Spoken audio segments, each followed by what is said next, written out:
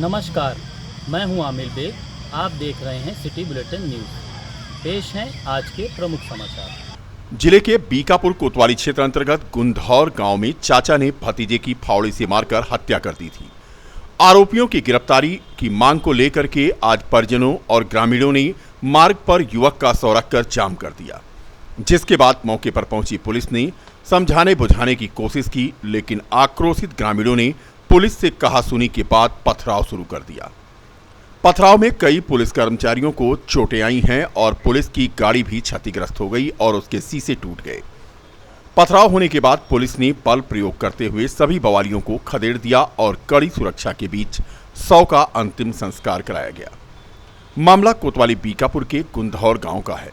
7 जून को मामूली विवाद में चाचा ने फावड़े से मारकर भतीजे की हत्या कर दी और फरार हो गया था। पोस्टमार्टम के बाद जब परिजनों को आज शव सौंपा गया तो आरोपियों की गिरफ्तारी की मांग को लेकर पिपरी रामपुर भगन मार्ग को ग्रामीणों ने जाम कर दिया। मौके पर पहुंचे एसडीएम बीकापुर और सीओ बीकापुर ने समझाने बुझाने की कोशिश की, आश्वासन भी दिया कि जल्द ही आरोपियों की गिरफ्तारी कर ली जाएगी, लेकिन उसी में से किसी ने पुलिस पर पथराव कर दिया, जिसके बाद पुलिस ने भी जवाब देते हुए लाठीचार्ज किया और बवालियों को खदेड़ दिया। इसके बाद कड़ी सुरक्षा के बीच युवक के शव का अंतिम संस्कार करा दिया गया। एसपी ग्रामीण ने बताया कि सीसीटीवी फुटेज से बवालियों को तलाशा जा रहा है। इन लोगों के खिलाफ मुकदमा दर्ज करके कड़ी कार्रवाई की जाएगी। बता दें कि यह घटना 7 जून को हुई थी और उसके बाद जिला चिकित्सालय में घायल युवक को भर्ती कराया गया था, जहां उसकी मृत्यु हो गई। तस्वीरें देखें पुलिस की गाड़ी की, जिस पर पथराव हुआ और उसका शीशा तोड़ दिया गया। कोतवाली बीकापुर क्षेत्र में गुंधौर नाम के गांव में कल अर्जुन यादव नाम के व्यक्ति की हत्या उसके चाचा द्वारा कर दी गई। परिजनों की तहरीर पर तत्काल अभियोग पंजीकृत किया गया। पुलिस द्वारा कार्रवाई प्रारंभ कर दी गई। आज मृतक के शव को सड़क पर रखकर कुछ शरारती तत्वों द्वारा सड़क जाम करने का प्रयास किया गया। पुलिस प्रशासन द्वारा उन्हें समझाया जा रहा था, तभी उनमें से कुछ लोगों ने ईंटें में फेंकने शुरू कर दिए। पुलिस ने त्वरित कार्रवाई की, मौके पर शांति व्यवस्था सुनिश्चित की। परिजनों ने मृतक के शव का दाह संस्कार कर दिया है। जिन लोगों ने भी गैर कानूनी काम किया है उनके विरुद्ध अभियोग पंजीकृत सुसंगत धाराओं में किया जा रहा है। कुछ लोगों को संदेह के आधार पर उठाकर पूछताछ की जा रही है। वीडियो फुटेज के आधार पर भी शिनाख्त कराई जा रही है। जो भी लोग इस घटना में शामिल हैं उनके विरुद्ध कड़ी से कड़ी कार्रवाई सुनिश्चित की जाएगी। इस पूरे मामले में बीकापुर पुलिस की बड़ी लापरवाही सामने आई है। रास्ते का विवाद था, काफी दिन से ये मैटर चल रहा था। पुलिस को शिकायत भी पीड़ित के परिजन कर रहे थे, लेकिन बावजूद इसके बीकापुर पुलिस विपक्षियों को बार बार क्लीन चिट दे रही थी। अंत में वही हुआ जिसका अंदेशा था। 4 लोगों ने मिलकर शौच के लिए जा रहे युवक को फावड़े से मार करके उसकी हत्या कर दी। 7 जून को ही जिला अस्पताल में सिटी बुलेटिन के कैमरे पर मृतक की पत्नी और उसकी मां ने बीकापुर पुलिस पर गंभीर आरोप लगाए थे। पुरान झगड़ा रही है, मारिन फरुआ से काटी, कुछ नहीं कर रही, कोई सुनवाई नहीं कर रही है। वहाँ पैसा दे दिए हैं, फरुआ से धार। मामला क्या था, क्यों मारे हैं? रास्ता झगड़ा के यहाँ रास्ता किता है, पास रात में बांधे रहे। पुराना मामला है। हाँ, पुराना मामला है। पुलिस को पता है मामला? हाँ, सब पता बा। सुनवाई सुनला नहीं भई रही। अब थाना हमार बीकापुर सुनवाई नहीं करत। क्या नाम आपका है? हमार कमलिया। अयोध्या में गरीब कल्याण जनसभा में डिप्टी सीएम केशव मौर्य शिरकत करेंगे और 10,000 की भीड़ जुटाने का भारतीय जनता पार्टी ने लक्ष्य रखा है। बता दें कि केंद्र सरकार के 8 वर्ष पूरे होने पर आगामी 10 जून को गरीब कल्याण जनसभा का आयोजन किया जा रहा है। यह जनसभा गांधी पार्क में होगी और इसको मंडल प्रभारी और डिप्टी सीएम केशव मौर्य संबोधित करेंगे। इसके साथ ही 10 जून को भाजपा का नया कार्यालय बनकर तैयार हो रहा है, जिसका उद्घाटन डिप्टी सीएम केशव प्रसाद मौर्य करेंगे, जिसको लेकर आज सर्किट हाउस में तैयारी बैठक आयोजित की गई थी। बैठक में भारतीय जनता पार्टी के अयोध्या की सांसद लल्लू सिंह, महापौर ऋषिकेश उपाध्याय, जिलाध्यक्ष संजीव सिंह, महानगर अध्यक्ष अभिषेक मिश्रा के अलावा पार्टी के तमाम कार्यकर्ता मौजूद थे। आज यह महत्वपूर्ण बैठक माननीय जनप्रतिनिधिगण और हमारे दोनों जिलों के सभी जिला पदाधिकारी, ब्लॉक प्रमुख, मोर्चों के अध्यक्ष और सभी प्रमुख कार्यकर्ता आमंत्रित हैं। आज की इस बैठक का जो मुख्य उद्देश्य है, आने वाली 10 तारीख को माननीय प्रधानमंत्री नरेंद्र भाई मोदी जी के कार्यकाल के 8 वर्ष पूरे होने के उपलक्ष्य में एक विशाल जनसभा का आयोजन किया गया है, जिस जनसभा का नाम गरीब कल्याण जनसभा है।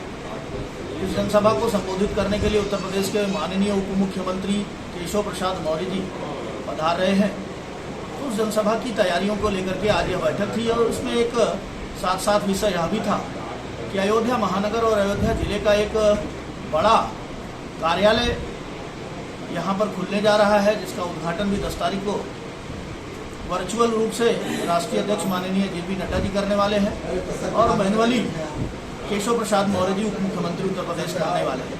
तो इन सभी महत्वपूर्ण कार्यक्रमों के लिए भारतीय जनता पार्टी की आज इस जनपद की महत्वपूर्ण बैठक थी, जो बहुत अच्छे से संपन्न हुई है। मुझे लगता है कि यह दोनों कार्यक्रम अपनी सफलता की ओर अग्रसर है और बहुत अच्छी जनसभा गरीब कल्याण की होने वाली है।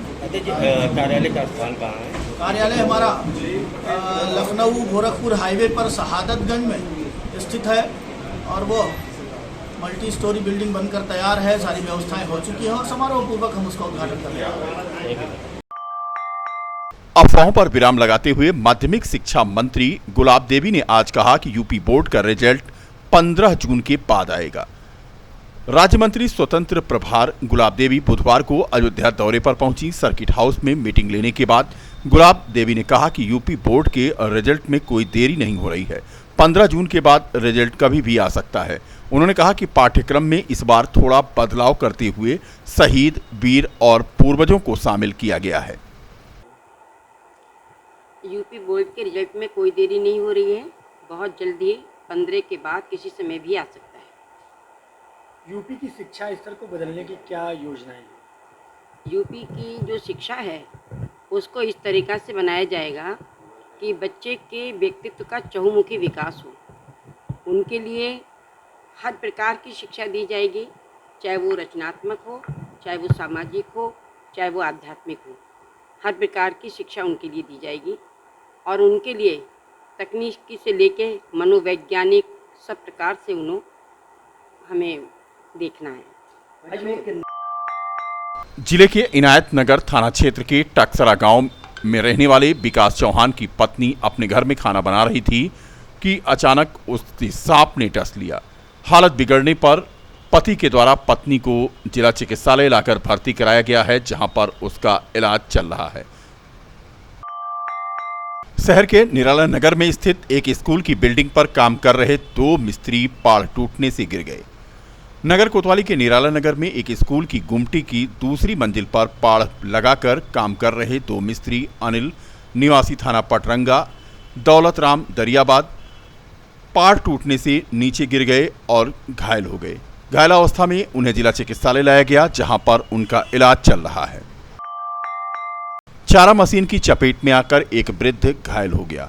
बता दें कि थाना महाराजगंज के एमी आलापुर के रहने वाले बदली यादव पुत्र उद्धव यादव उम्र 60 वर्ष घर में चारा काटने वाली मशीन की चपेट में आ गए और उनके दाहिने हाथ की 5 उंगलियां कट गईं। बीजेपी युवा मोर्चा के द्वारा आज बाइक रैली का आयोजन किया गया। तीर्थ विकास बाइक रैली के माध्यम से अयोध्या के विकास को लेकर लोगों को जागरूक करने के साथ प्रधानमंत्री नरेंद्र मोदी द्वारा समाज और गरीबों के हित में 8 वर्षों में किए गए कार्यों की जानकारी घर घर तक पहुंचाने का संदेश दिया गया। सूर्यकुंड पर यात्रा का समापन हुआ और इस दौरान पंपलेट और पर्चों के माध्यम से लोगों को जागरूक किया गया। अयोध्या के बीजेपी सांसद लल्लू सिंह ने बताया कि भाजपा पूरे देश में सुशासन और समृद्धि के साथ गरीब कल्याण योजना पिछले 8 वर्ष से चला रही है। भारतीय जनता पार्टी ने पूरे देश में सुशासन और समृद्धि और गरीब कल्याण योजना जो 8 वर्षों में चलाई है, उसको 30 से लेकर के 15 तक पूरे देश में अपने संगठन के माध्यम से, कार्यकर्ताओं के माध्यम से अलग अलग योजनाएं सभी मोर्चा पर और मेन बॉडी को दे करके वह समाज को ये बताने का काम कर रही कि मोदी जी ने इस 8 वर्षों में समाज के हित में, गरीबों के हित में क्या काम किया।